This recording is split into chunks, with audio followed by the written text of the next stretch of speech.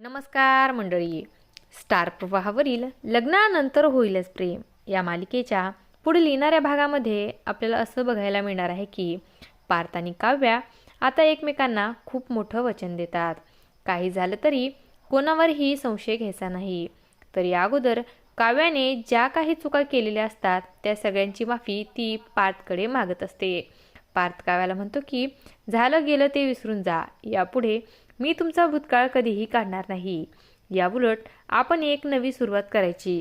पण मात्र गोष्ट अजूनही इथंच संपलेली नसते.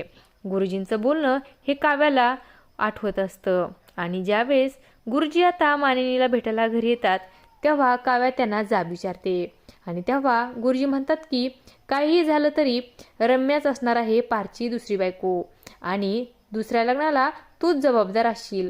असं काही या भागामध्ये आपल्याला बघायला मिळणार आहे. अशाच मालिकांच्या नवनवीन अपडेट्स पाहण्यासाठी आपल्या चॅनलला सबस्क्राईब करा आणि व्हिडिओ आवडला असेल तर लाईक आणि शेअर करायला विसरू नका. धन्यवाद.